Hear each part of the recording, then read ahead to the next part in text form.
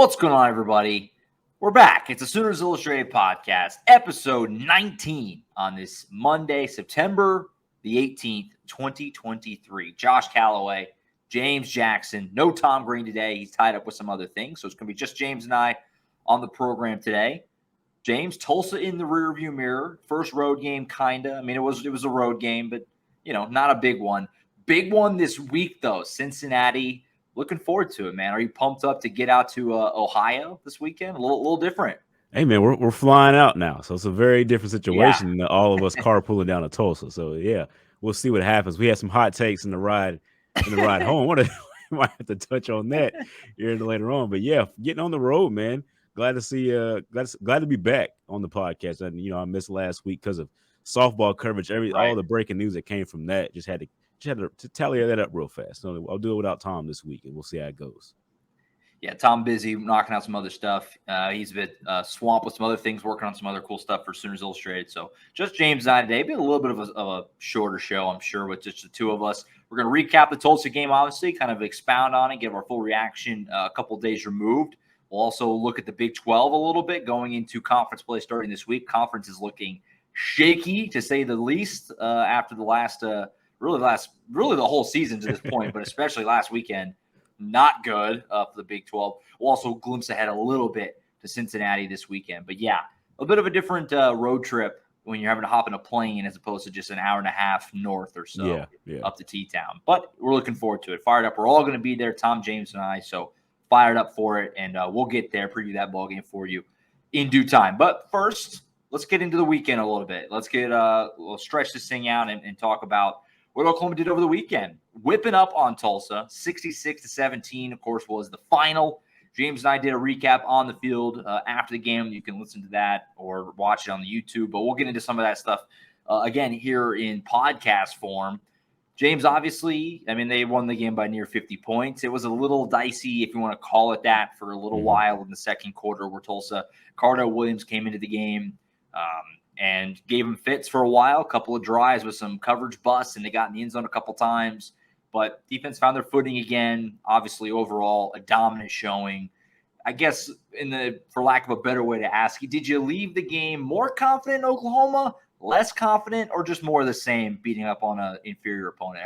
What did this game do for you on kind of the mood, the vibe meter for Oklahoma right now? I'm actually more confident after seeing that, because we saw it against Arkansas State and a little shaky against SMU, but you see it again. Being able to beat an inferior opponent like that. Okay, you're thinking, all right, so this wasn't just like a fluke the first time and just have one good game. They're starting to put everything together, and they looked really good. Like I said last week, it's just like that first quarter. You watched them play, you're like, man, this may be a top 4 team the way they're playing and everything like that. This is a really, really good football team, and the second quarter kind of brought them back to reality a little bit there. There's still some mishaps there. Although, like I said, I was going to go back and watch it and see really what was going on. There were some different guys in there at the time of at least the first touchdown with Vickers going in there and just not knowing which coverage he was in at the situation. Guys, and Brent Venables talked about that. He's a true freshman trying to get some reps, and he just didn't know which coverage he was in. They're going to get that fixed. Obviously, it's going to be hashed out a lot, I bet, at practice after that, because this can't happen. They've had some struggles at corner with guys staying healthy. We talked about Gentry Williams for a couple of times. He's been awesome and amazing when he's been in the game, but he's had a little injury history right there so far. So when he's not in there, you got to be able to trust the next guy that's up, and so they'll work on that. They'll work on that, and it's early in the season, so it's a good time for that to happen. I think you can work on that and get everything done. What other time than when it's 28-0 to have a guy jump in there? So, not too bad a situation so far. Yeah, at the risk of sounding like I'm talking to both sides of my mouth, I think Saturday was a reminder that it is a work in progress in some regards, but I also still feel pretty much just as confident as I did in the defense, even giving up those touchdowns. They got 5 interceptions on Saturday. They got 3 sacks, and we talked about that. Remember James, you and I did the recap after the Arkansas State game where they shut out the Red Wolves, and we're like, yeah, they shut them out, but only 1 sack, only 1 turnover. Well, here's the other side of the coin. Yeah, they gave up a couple touchdowns, I should say, 17 points, but they got 5 interceptions, almost had another one, and they got sacks. They had pressure on the quarterback. And they're up 28-0 in this game in a blink. They kind of had a little bit of a lapse there, and maybe focused or, like you said, working other guys in. I don't know, but they reeled it back in. I mean, they dominated the back end of this game. It was never really close, but Tulsa got to where it was at least like kind of a game for a minute, kind of, and it got really ugly again very quickly. So I still feel really confident in this defense. Danny Sussman continues to be really good. Again, led the team in tackles.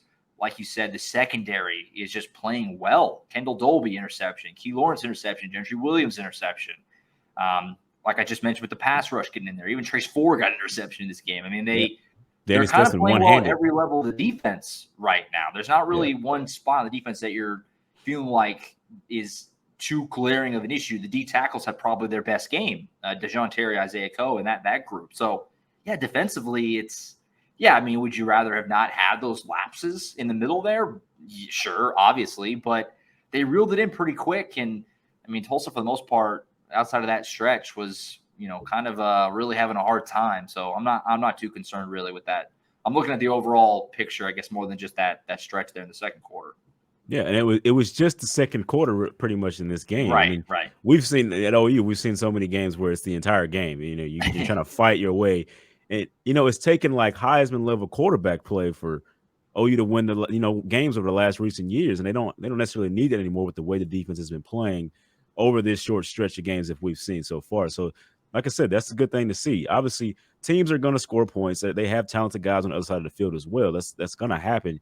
But, all fans want perfection. You want to score on every offensive drive, and you want to get a 3-and-out or interception or turnover in some way on the defensive side. I mean, that's just what kind of expectations fans have. It's more fun to watch that way. But when those lapses do happen, I mean, you got to think. You got just be thankful it was only 2 drives instead of the entire game as you've seen over the last couple of years.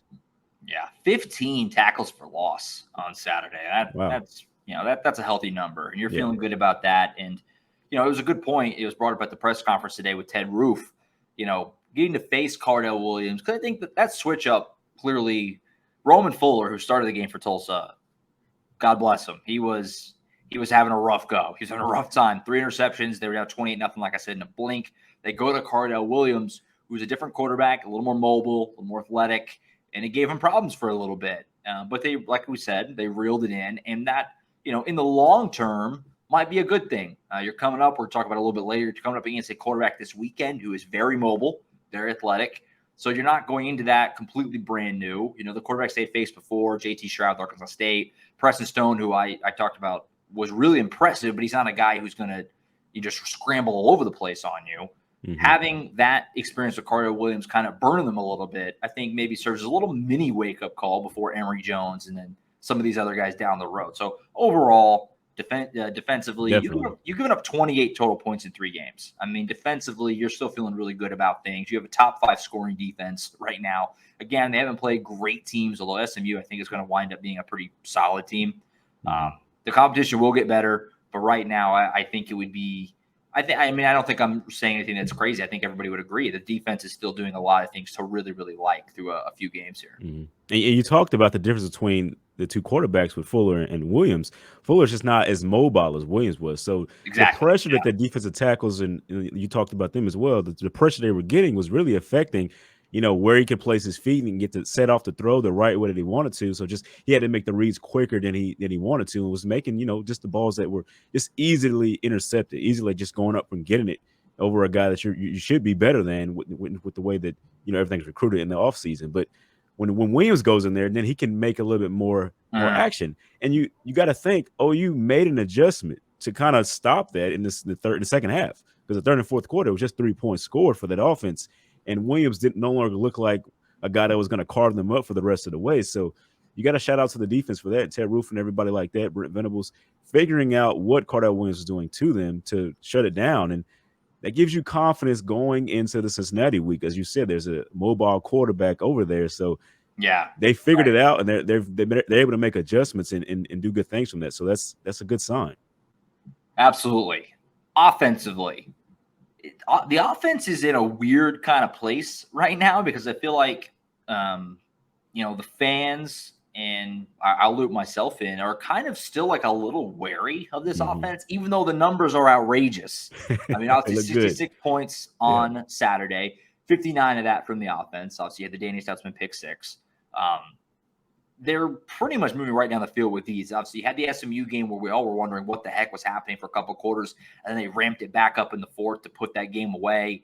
Arkansas State, we know what that was. And now this weekend, they pretty much did it again. They could have got up into the 70s and 80s if they kept their foot on the gas late. They really slow played it just to kind of do very simple runs up the middle, just kind of working the clock a little bit.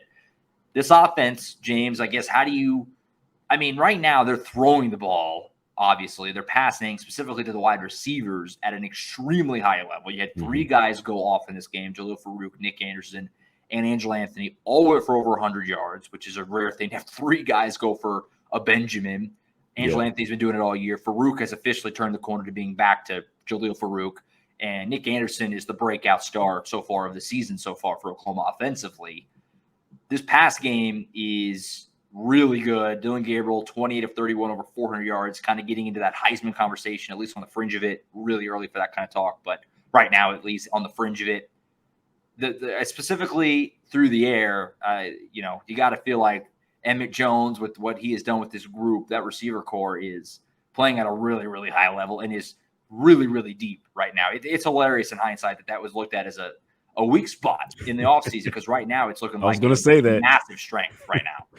I was going to say that. I mean, you said it. This offense, it looks really good offense. Like, just throwing the ball and everything like that in that situation, they look very, very good. You can't knock for what they've done. Running the ball seems to be an issue. And I know we talked about position groups before the season, and that running back room we had seen production from those top two guys, Javonte Barnes and Gavin Sawchuk. We had seen it.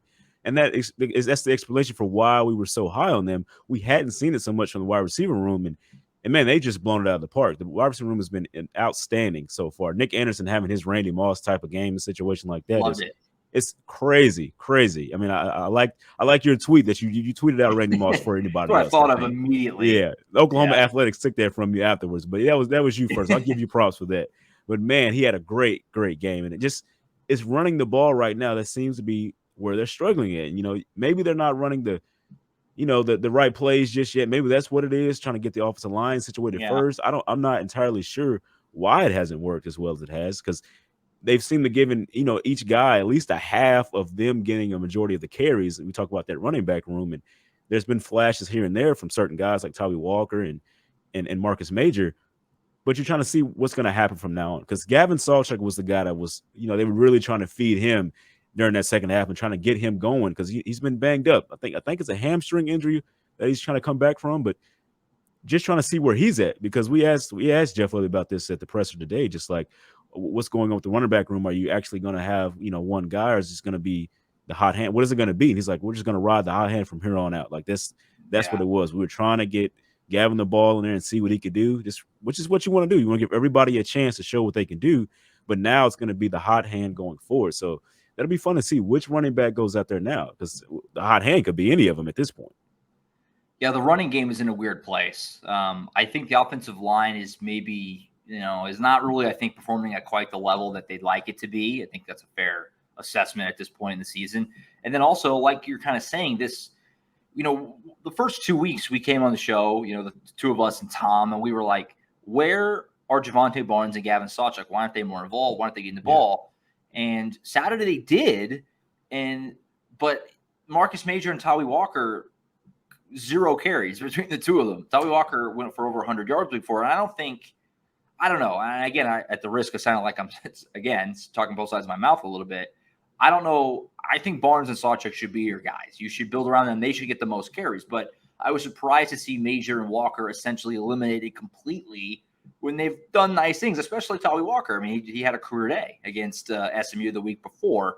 Didn't even see him in this game. So I think they're still trying to figure it out. Javonte Barnes had an okay day. I mean, solid, over 5 yards a carry. I mean, he had the one big one, obviously, that kind of inflates that. The big-ish was like 20 yards, 15 or so, I think. 17 yards, 17, yeah. So, but they're not running the ball consistently, down people's throats like you think. And we said going into the weekend that Tulsa's defensive front was not bad. They actually defended the run pretty well in the first couple games that they had played, including one against Washington. So we knew this was going to be a little bit of a test, and I can't really, in good conscience, say they passed it. They're not running at a high enough level for me to feel good about it right now. Now, so far, it hasn't mattered because they're throwing the ball so exceptionally well, and all these receivers are making plays everywhere that it's making up for it. But, yeah, the running game is still trying to find its footing a little bit, and that's going to be something that's interesting to watch moving forward. And again, this weekend, another really good defensive front. Cincinnati's got some dudes on their defense, especially, like I said, in their front seven. It's not going to get any easier this weekend. So that's something that Oklahoma's got to find a way to figure out, before too long. Yeah, I mean, it's crazy that we have this type of conversation when the offense is scoring so many points in these first two games. Right. It's like, where would they be if they actually could run the ball the way that, the expectations of everybody around it? That's like, you think about, man, okay, this would really be a top 4 team because they would just be blowing everybody out of the water. I mean, almost 100 points if they were running the ball like they wanted to.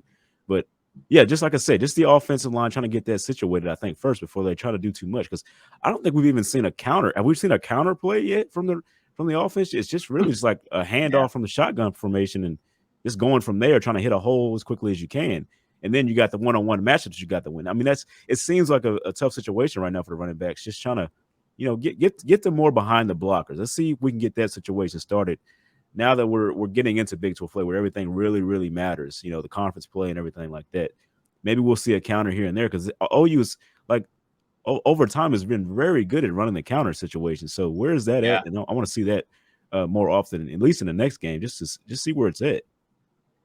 Yeah, for sure. And, it's going to need to come along. And another thing that's going to need to come along, and I'm not just going to keep making the same point every single Monday, but the tight end room is still a non-factor.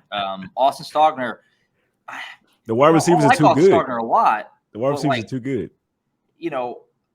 I'm trying to figure this out with Stogner and the tight end room right now because, when we last saw Austin Stogner in 2021, Bedlam, that was the last time we saw him. He was making plays on jump balls in the corner, against Oklahoma State, catching tutties, looking great. And he ended up transferring to South Carolina. We all know how that went. I'm sitting here wondering, where is that guy? He looks so much slower than he did a couple years ago. And he just isn't a factor right now. And I'm not even asking him to be something he's not. Just be what I've seen you be before is what I'm trying to say. In 2021, last time he was in an OU uniform, I still, again, the wide receivers have been so good it hasn't mattered. And it may not matter the whole time. I mean, they may go the whole year and win 11, 12 games, and the tight ends are never a big deal, and that's that. Yeah. But I'm still waiting for them to become a bigger – I mean, Blake Smith has had probably – he's had probably a better year than Austin Stogner has so far, and that was not the plan. So I still like Austin Stogner, the player.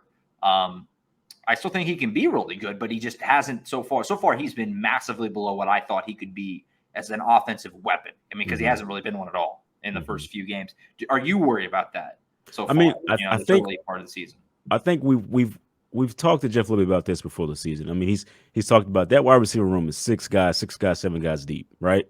Yeah. When we talked about the tight end room, it was like we want to keep Austin Stogner to where he can play 80% of the snaps throughout the game, which lets you know, like, maybe that's not as deep room as possible. So at that point, you're thinking, where is he actually at when Dylan Gabriel's making his reads during a play? At what point is he the person that he looks at? You know what I mean? Like, you're going to look at the wide receivers first and then come down to the tight end because you don't want to overuse him right now. If you want him to play 80% of the snaps, you can't overuse him. You don't want to get him hurt. So maybe he's just not getting the targets that he's used to getting. I mean, he's also coming off an injury. So, like, all that plays a factor into it. Like, I mean, we haven't seen him drop a pass or anything like that. I mean, that's not necessarily the case of what's happening with the tight end. So it's just the game just goes along, and I forget he exists. Exactly. Yeah. Is he getting the targets? Is he getting looked at? And that's probably what it is mostly. But we want to see. You want to see more of him because the tight end becomes a very big thing in the red zone. You would think that's where you start seeing more of the tight end. Just haven't seen it yet. I mean, the offensive guy, the wide receiver guys have just been outstanding, making moves in the red zone and getting free in the end zone. So I mean, can't knock it too much because it's working, but you want to see it be able to adjust, just like the defense did against Cardell Williams or more mobile quarterback. You want to see the adjustment be able to be made, and we haven't seen that just yet. 100%. I just 2019 Baylor game, 2020 Texas game, Bedlam in 21. Like, I've seen Stogner, kind of take over games and make big time plays in big moments, contested catches. So I'm just kind of wondering, like, I want to see that guy. I want to see that guy, and it may come to a lot of seasons. it's entirely different offensive system too, as well. Like maybe Jeff Lebby doesn't prioritize the tight end as much as the former regimen. Maybe. Well, that's the thing though, is that last year Braden Willis was a Oh, humongous part of the offense. That's correct. So, I mean, you just true. That's true. I remember. Yeah, and so it's that's what's weird. Maybe this year he's getting away from it because he doesn't have a Braden Willis type guy. Yeah. Who knows? But I'm still waiting to see that, and I promise I won't just say that every single Monday, but every week the game ends and I'm like, again, where are these guys? Where are they? I'm sure it'll change next year. We'll see a lot more of the tight end in situations. We'll see. I mean, this room is thin, which doesn't help. Obviously. Just got to get more depth. We'll see in due time. Last thing I had for this game that I wanted to make sure we brought up was the Jackson Arnold package continues to be weird. I mean, do you like? I don't know. I don't understand why we're treating Jackson Arnold like he's Blake Bell, running him up the gut. I've said I'm being consistent with that. I don't know. I like that they let him throw it around a little bit. That was a big question. We were like, are they going to let this guy actually throw? He did throw 4 passes in this game, including that dot to Nick Anderson for the touchdown. That was awesome. Had the trick play where he tried to get it to Gavin Freeman. It wasn't a bad throw, but he was just covered up, which wasn't there. So they did expand it out a little bit, which was nice to see. But it still feels like Jeff Lebby and Brent Venables, and more specifically, obviously, Lebby, because he's running the offense, have this shiny toy in Jackson Arnold who they love, and they want to use them, but they don't know the best way to do it. And last week was better, so it's still a work in progress. I think it'll continue to go, but the Arnold packages still feel forced, I guess, for lack of a better word, to me right now. I'm not entirely sure that what we saw on Saturday was the Arnold package that we had seen in the previous games. It looked like he was actually running as the quarterback. I mean, just overall running the offense as the quarterback. Which is strange to just put another guy in to. You know what I'm saying? Yeah. But maybe that was because of the score. I mean, anything like that could have been why he was in at that point. He came in, he threw the pass that was just really, it's way too hard for the 2-yard pass he was trying to make to the tight end. It was just too hard, and you just couldn't catch that pass. So then that puts him in a third down situation where he has to try to run the ball. And why I say it's different is because on that play, it didn't seem like the running back it comes over to help block. That's not what happened there. It was just him by himself running into the hole. It didn't make sense in that situation. The reason for the package is have the quarterback run the ball so you have another blocker, which would be the running back. Because typically you just hand the ball to a running back and then your quarterback's not blocking. So that's one less guy blocking. With Arnold out there, you have the running back blocking, and Arnold can be the runner. That's what it's supposed to be. So I'm not sure what we saw last week is exactly what that was. I mean, when he lined up at wide receiver, I was like, okay, for some reason, I'm thinking they're going to try to flip the ball to him and have him throw a pass here pretty soon. And, as I put it on our message board, you can go back and look at it. The very next play, they tried that. They tried to to make a throw after pitching it to him. So, I mean, I think they're just trying stuff out right now. Why it was a big lead. It was a big lead when this came out. Thankfully, it wasn't. Thankfully it wasn't during a very pivotal moment of the game when you're trying that, because then you're like, that makes it look like you don't have any answers for anything. They're trying to see what works right now, and that's what that was. But you still want to give Jackson Arnold some, time on the field. That's what it was. And then he goes out there on an official drive on his own and throws that dot to Nick Anderson, as we talked about, and it shows you what he is really going to be doing next season, hopefully with Nick Anderson as well out there on the sideline. Just a great connection that they had on that play. And, he had a great connection with Jacques Pettaway at the beginning of the year too. So good to see him and the young receivers connecting so well so far. Oh, he looks great. And, also, like I said, that throw to Nick Anderson was talk about dropping the bucket. Yeah, full stride. Great, just great. So like I said, I still feel like they're trying to maybe find how they want to do that. They obviously want to get him in. They want to use him. They want to get him reps in real life game spots, not just garbage time. So we'll see how that develops. It's still early, and like you were kind of saying, when you have the luxury of blowing out your opponents, you can really play around with it. So we'll see how that continues to go. And I'm curious, when they are eventually they will play a close game. Texas is looming. How do they make it work in those spots where it's okay? We need points. This is not just we're up 30, we can play around. That's going to be interesting to see how they approach that. So, and I can't remember last year in the Red River Showdown, who was the guy that was it Braden Willis or was it running back that threw the interception? He came in Wildcat. Eric Gray threw the interception. Eric Gray did it. Yeah. So he's the guy running the ball. tries a jump throw, and he throws an interception. I think the Jackson Arnold package is that, but with Jackson Arnold. He's he's going to be the guy running that. And so when he's running the ball, he has the opportunity to stop and throw a pass, you trust that a lot more. Not to knock against Eric Gray's throwing abilities, but Jackson Arnold is Yeah. obviously better in that situation. So I think Yeah. that's what they're setting up for. I mean, you haven't seen it too much out of his package of him throwing the ball, but I think that's to be expected here down the line because Venable said they're going to try to open it up more. And whenever they do get a chance to do that, I think they will. Going to be interesting to see, that's for sure. Every weekend, I'm kind of just excited to see when Jackson Arnold gets in the game. So we'll continue to keep an eye on that and maybe have a chance this weekend in Cincinnati. Big 12 play starts this weekend. Excited. Obviously, the non-conference is fun to see some different matchups, but when you get to conference play, it's the start of a new season in some ways. And so the Big 12 slate obviously opens up this weekend, full slate of games. The conference so far, before we get into talking about the Cincinnati games a little bit, the conference so far, James, I wanted to bring this up. I wanted to talk about it on the show today because it's been bad. I mean, so far, OU and Texas have done their thing. Texas beat Alabama. They got pushed by Wyoming a little bit, but they end up pulling away. Texas has looked good. OU's looked good. You can't say that about almost anybody else. UCF has played pretty well, but John Reese Plumlee is banged up right now. Kansas State was supposed to be clearly that third best team, and they lost at Missouri. Gross loss. Yeah, it was on a 60-yard field goal, but still not. That was a game you need your third best team in the conference to win, and they didn't. Obviously, everybody knows what happened to Oklahoma State over the weekend. Got housed at home by South Alabama. Iowa State lost to Ohio. Baylor lost to Texas State back in week 1. James, this conference, it's bad. I mean, it's OU and Texas and everybody else right now. At least that's how it feels. Exactly. Is that a fair assessment? That's exactly what it is right now. And I think it's going to be the rest of the season. That's what it's going to be. It's going to be OU and Texas. If in the grand scheme of things, trying to be the teams that are in the playoff, I guess you could say, and that's an aspect. But I mean, that's the teams you got to, and that's not what the commissioner wanted at the start of the season. Not at all. He wanted OU Texas to be farther down.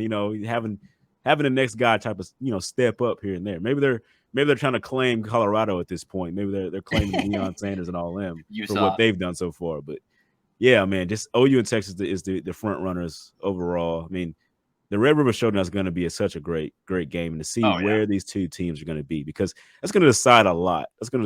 One of those, whoever wins that game is going to be bolstered like in the top 10, top 8 type of situation.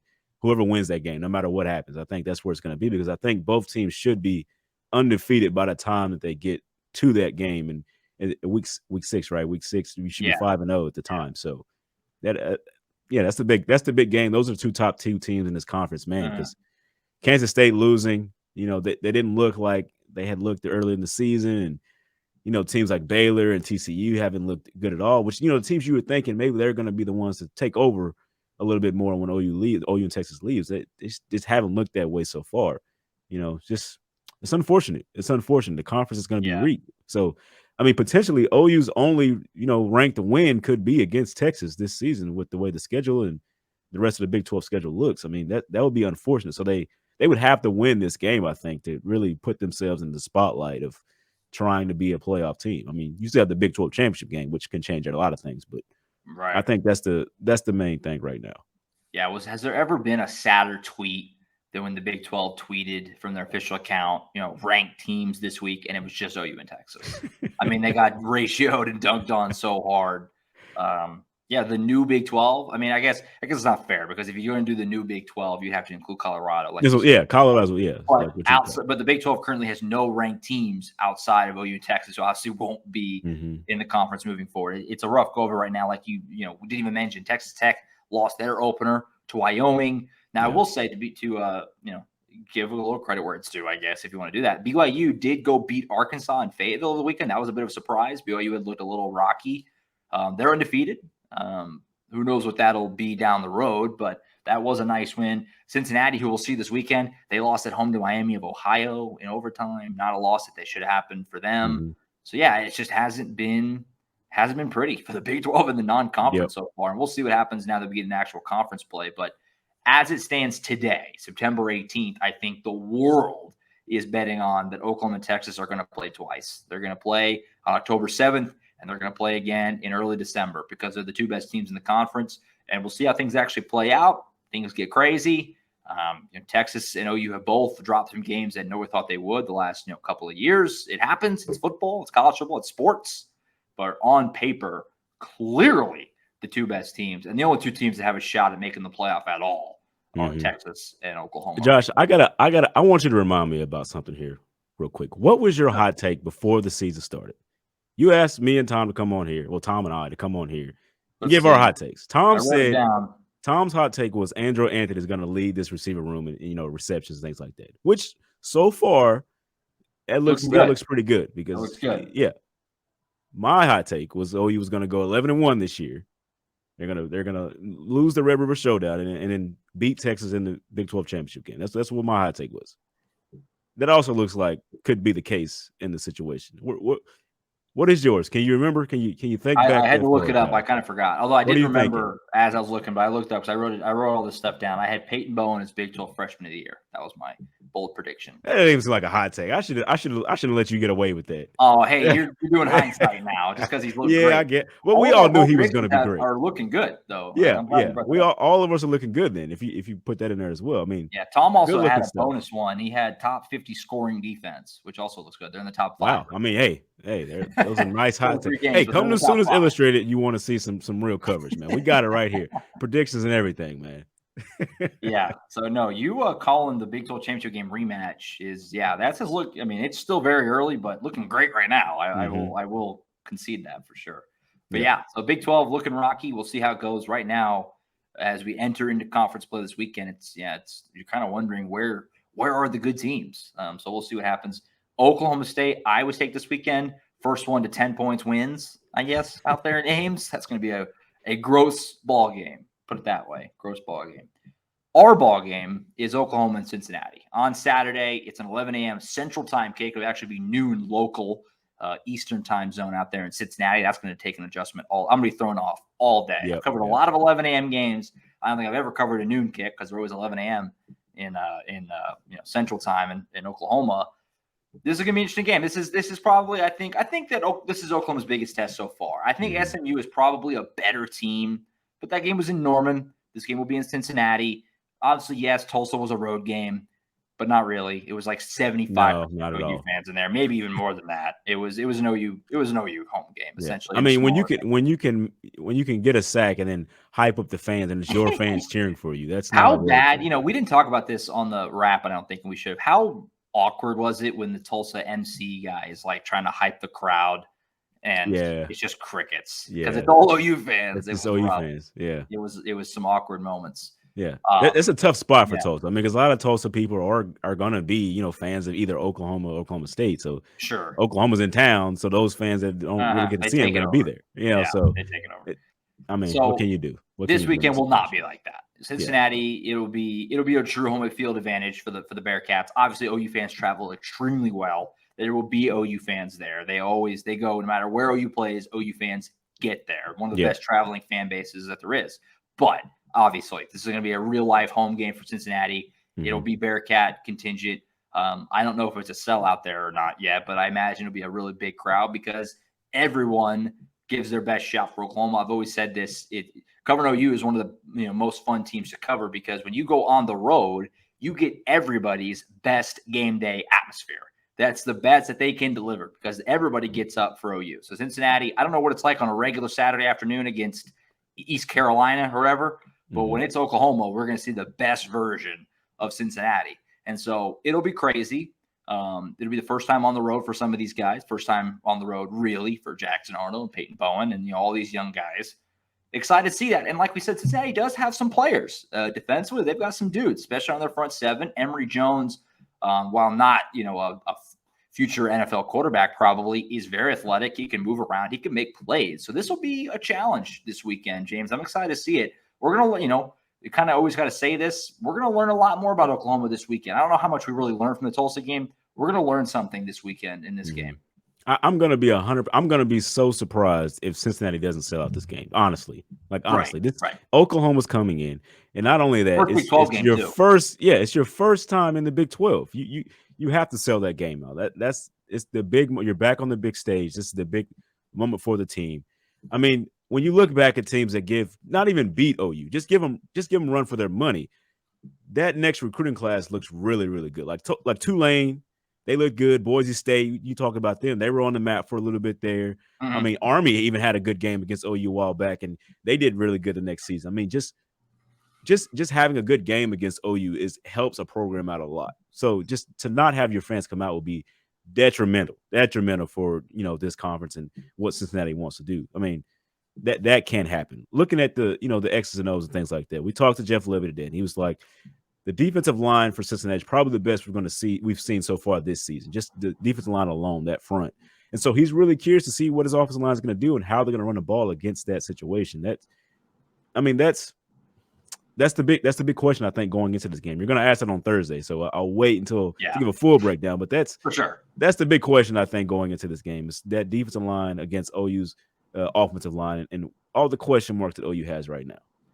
Yeah, no, like you said, we'll break down the game in full on Thursday's show with Tom. But there is a world in this game where Oklahoma, the things that we talked about that they've been able to Band-Aid over, offensive line maybe not being as good as they'd like, not running the ball at a consistently high level. Those things that haven't mattered, they could matter in this game. Cincinnati's got some guys on their defense. They do. So It's going to be interesting. Like I said, this is Oklahoma's best test so far. This is their best test pre-Texas game because Iowa State is looking very bad. They come to Norman the week after. So, this is going to be an interesting game. Oklahoma absolutely should win. They're a healthy favorite. They should be. But there are some tests involved in this matchup. And like I said, we'll break it down in full on Thursday. Looking forward to it, though. I'm excited to get up there. I think it's a new territory for a lot of us. I've never really been to Cincinnati outside of just a quick pit stop one time. So kind of new territory. Nippert Stadium, where they play out there, is really old. It's like one of the sneaky oldest stadiums in college football. So that's going to be kind of cool. Just, it's always kind of fun to be in the old places, even though they're not maybe have the amenities of some of the new places. It's kind of fun to just be where there's been literally over 100 years of football. So you always have like the breakdowns of the stadiums and the press boxes. I don't even think about. I mean, what in the world? Okay, look ahead, man. I see. That it's really. Oh, so let's see what happens. It's really old. Josh, man, you kill me with that, man. I like to know what are we dealing with? What are we dealing with? Yeah, that's awesome. Yeah, what are we dealing with? So I'm excited though. It should be fun. And like I said before, you get everybody's best atmosphere when Oklahoma is in town. So it'll be probably packed to the gills, and it'll be a lot of fun. It's a big new kickoff game too. It's on Fox. They're gonna have their pregame show there, so it'll be a fun one. It'll be a fun one. So be sure to tune in to Thursday's show for the full breakdown and preview of that game, including our game picks, final predictions, the ins and outs, the matchups we're watching, the players we're watching, all of it. We're going to break it all down for you on Thursday's show with Tom Green and Colin Kennedy as well. We'll hit some latest recruiting talk as well for him. Be sure to also keep a lookout on Wednesday, Danny Okoye commitment. We talked about that a lot with Colin last couple of weeks. Planning to get up to Tulsa. I think James is as well. A little inconvenient, but we're going to do it. It's Wednesday night in Bixby, Oklahoma. We'll see what Danny Okoye decides to do on Wednesday night. So be sure to keep up with the website, oklahoma.247sports.com. Become a VIP subscriber and also keep up with the YouTube channel for all the latest press conferences, game wrap-ups, the podcast, and you'll hear from Danny Okoye on the channel on Wednesday night. So we want to subscribe to that as well. A lot coming your way, a lot coming off the weekend, a lot more ahead of this weekend in Cincinnati. Busy times, James. I'm excited, though, to get on the road for real for the first time. Hit the, like I said, catch a flight, get out there, see what Cincinnati's like. Yeah, this is episode 19 of the pod. I don't have enough fingers to show it. Next time, I'm gonna have the board. I gotta have the board next time to flash it. Well, 20 and 21, you can cheat again. You're back around. Flash it. You can flash a little bit. Okay, yeah. I mean, we'll see. Around to a fingers. We'll see. Yeah, but I'm get the board, man. Gotta keep that tradition going. I know all the subscribers of the YouTube channel like that. I haven't heard anything. I'm sorry. I'm being sarcastic, but yeah, you know what I mean. Yeah, there you go. All right, I think that's it for us for now. Actually, ended up being a decently long show, about normal length. We had a lot to talk about, I guess. Thursday show, back with Tom Green and Colin Kennedy. Hit the latest recruiting news, and we'll also break down Oklahoma and Cincinnati on Saturday up there in Ohio. That's it for now. For James Jackson, I'm Josh Callaway. We'll catch you guys Thursday for the next edition of the Sooners Illustrated podcast. See you.